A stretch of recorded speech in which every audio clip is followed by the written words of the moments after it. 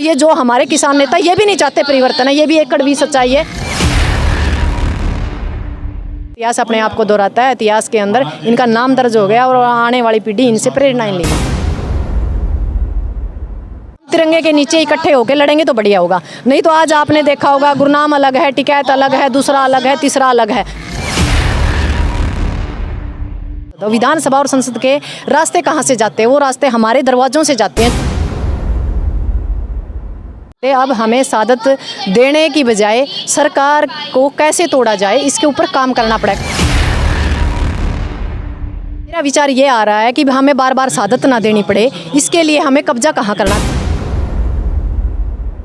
हमने सादत दी है और सादत को सही मायनों में प्रमाणित करना चाहते हैं। आदमपुर से एक किसान नेता तारिए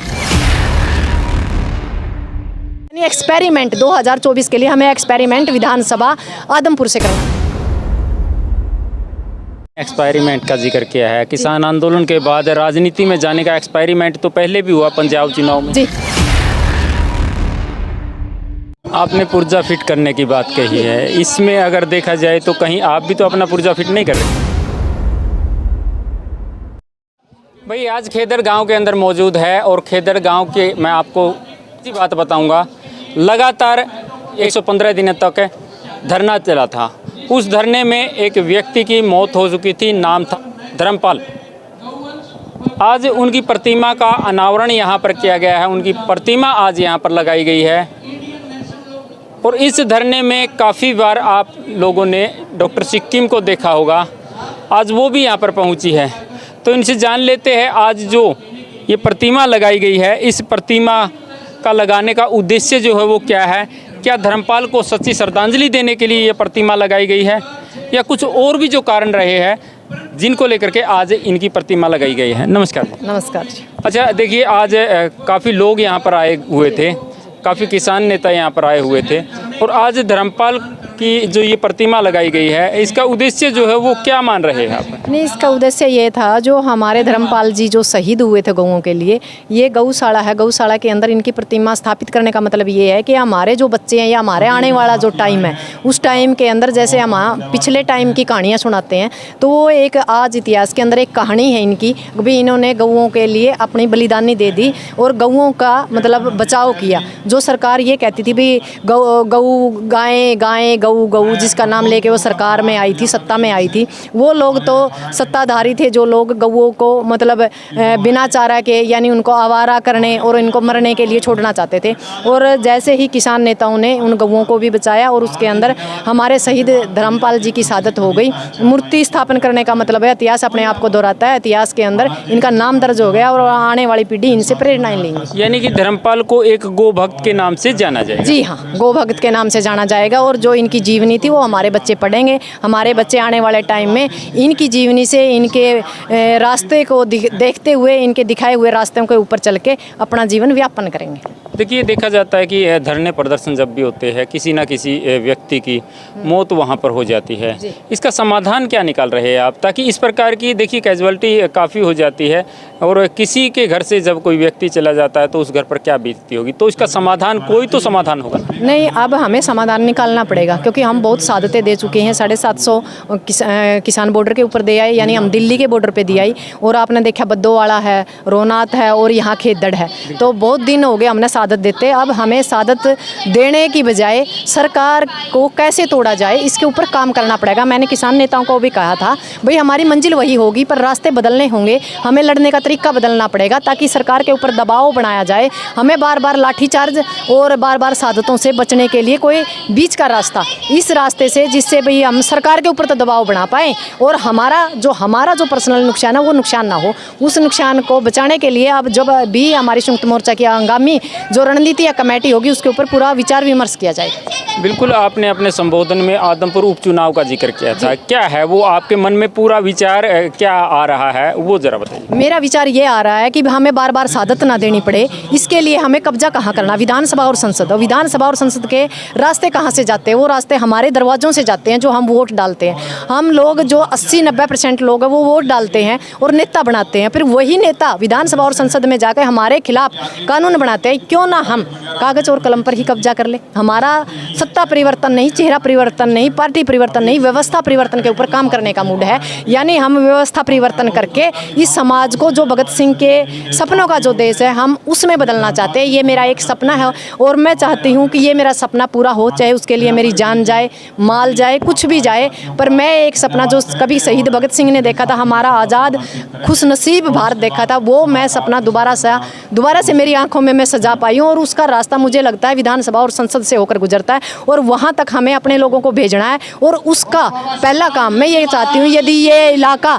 अपने आप को ये कहता है भाई धर्मपाल की हमने शहादत दी है और शहादत को सही मायनों में प्रमाणित करना चाहते हैं, आदमपुर से एक किसान नेता तारिए और उसको जिताइए, ताकि विधानसभा में हमारा एक कैंडिडेट तो हो जो यदि कुछ नहीं कर पाएगा हमारी आवाज़ तो उठाएगा। जो हम सड़कों पे आवाज़ उठाते हैं, जिसके लिए हम मरना पड़ता है, कटना पड़ता है, एक विधानसभा में एक बंदा भी हमारी आवाज़ उठा सकता है। यानी हमें रास्ता, यानी एक्सपेरिमेंट 2024 के लिए हमें एक्सपेरिमेंट विधानसभा आदमपुर से करना चाहिए। ये मेरी नैतिक सोच और मेरे दिमाग की सोच है और धर्मपाल जी को सच्ची श्रद्धांजलि होगी ये।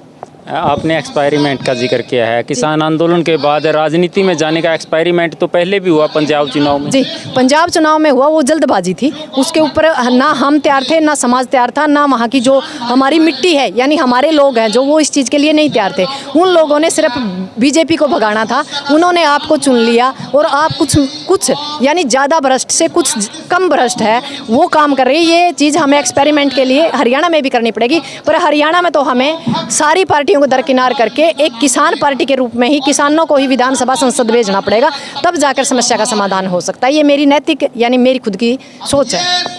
सोच आपकी, लेकिन इस सोच ये लोगों के पास जाए, इसका जरिया आप क्या ढूंढ रही है? क्या लोगों से मिल रही है, किसान नेताओं से मिल रही है, क्या कर रही है? मैं किसान नेताओं से भी मिल रही हूँ। जब भी मुझे सोशल साइट पे बोलने का टाइम मिलता है मैं सोशल साइट पे मिलती हूँ। मेरी फेसबुक से लाइव आती हूँ। जब भी किसी स्टेज से बोलती हूँ मैं सत्ता परिवर्तन नहीं, व्यवस्था परिवर्तन पर काम करती हूँ। इसके लिए बहुत से लोग हैं जो अंदर खाते मुझसे जुड़े हुए हैं, जो ये चाहते हैं कि भाई मैडम आप काम करो, हम आपके साथ हैं। जो लोग घर बैठे हैं उन लोगों का भी हमें सपोर्ट है और वो लोग हमें पूरी तरह प्रमोट करते हैं, जिसकी वजह से आज हम हर स्टेज पे खुल के बोल रहे हैं। हम नेताओं के खिलाफ भी बोल रहे हैं, किसान नेताओं के भी खिलाफ बोल रहे हैं, क्योंकि किसान नेता भी कुछ ऐसे हैं, कोई मतलब नीचे इनेलो के साथ हाथ मिला रहा है, कोई कांग्रेस के साथ हाथ मिला रहा है, कुछ लोग वही बात है भाई अपने जोड़े भर के बॉर्डरों से चले गए, कुछ टोलों से चले गए, वो लोग तो घूम रहे हैं। पर जो आम पब्लिक है, जो आम किसान है, जिनका शोषण हो रहा है, जो अपना काम छोड़ रहे हैं, जो समाज को टाइम दे रहे हैं, वो लोग क्या करें? वो चाहते हैं परिवर्तन। पर ये जो हमारे किसान नेता ये भी नहीं चाहते परिवर्तन है। ये भी एक कड़वी सच्चाई है जो मैं शहीद मतलब धर्मपाल की शहादत की जगह से मैं ये बोल रही हूँ कि ये भी गलत है। किसान नेता भी नहीं चाहते, क्योंकि इन्होंने जहाँ अपना पुर्जा फिट करना था ये खुद का पुर्जा फिट कर रहे हैं। हमारी 75 साल से हम लड़ रहे हैं और 75 साल से लगातार किसान नेता भी हैं, तो हमारी परिवर्तन क्यों नहीं हो रहा? हमारे जो व्यवहार है उसमें बदलाव क्यों नहीं हो रहा? हमारा जो मतलब रहन सहन उसमें बदलाव क्यों नहीं हो रहा? हमारी सरकार क्यों नहीं मार रही?